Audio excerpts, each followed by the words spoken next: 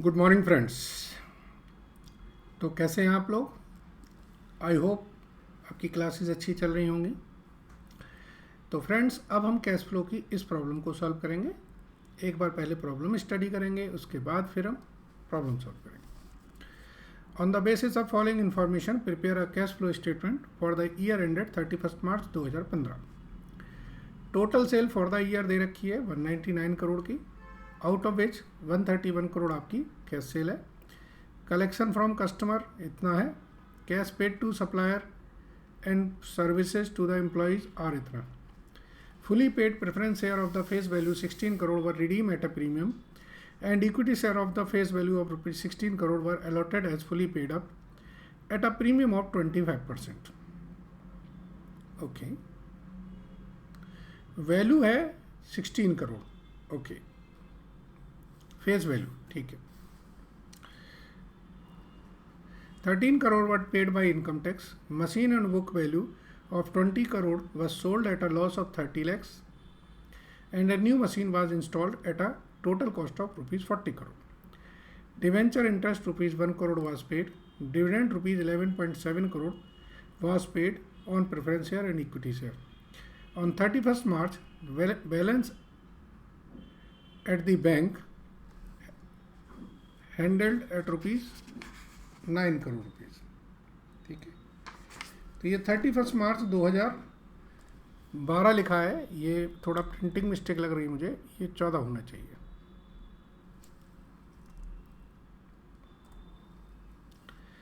ठीक है, तो फ्रेंड्स इसमें मैक्सिमम इन्फॉर्मेशन दे रखी है, आपको सिर्फ एक प्रॉपर फॉर्मेट में इसको प्लेस करना है।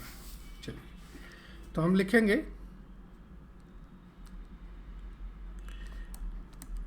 Cash flow statement for the year ended 31 March 2015। और ये मेथड कौन सी रहेगी? Direct method.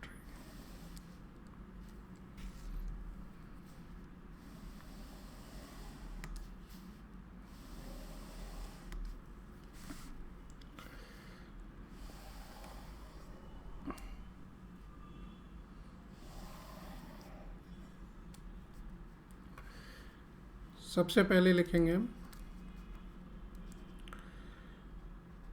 Cash flow from operating activities.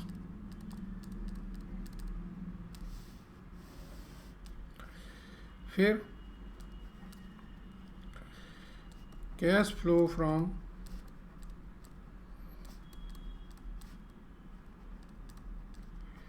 investing activities, then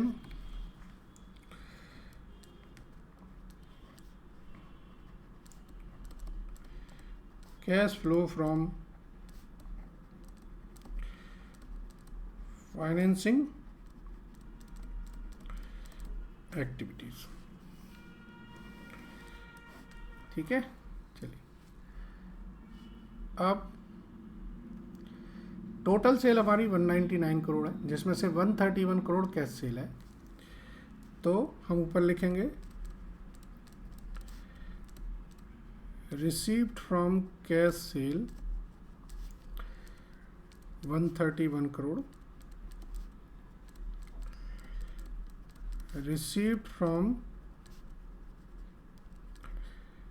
debtor 67 crore. इसके बाद है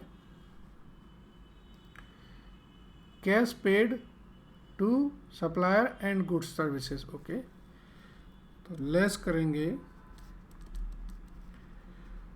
cash paid to suppliers, supplier है, of goods and services and to employees of goods and services and to employee का मतलब salary wages सब इसी में आ गए हैं। कितनी अमाउंट है? ये हमारी है 159 करोड़। इसका टोटल करेंगे तो ये 198 करोड़ होगा। 159 करोड़ माइनस करेंगे तो ये बचेगा हमारा 13 crore. This is cash generated from operation. इसमें से माइनस करेंगे इनकम टैक्स पेड, सॉरी 13 नहीं 39 करोड़ है।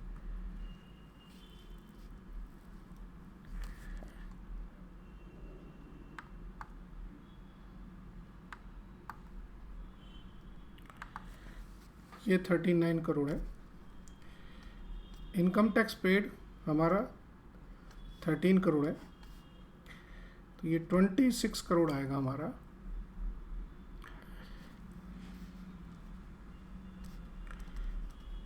Cash flow from operating activities. ठीक है ना फ्रेंड? अब आप देखिए कि इसको करने से ये पहले 3 लाइन आइटम कंप्लीट हो गए और इनकम टैक्स पेड वाला 5th आइटम कंप्लीट हो गया।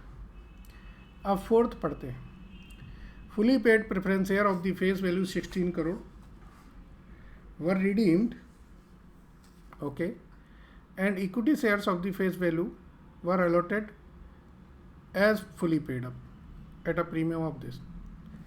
तो अब ये फाइनेंसिंग एक्टिविटी में आएगा। Redemption of debenture,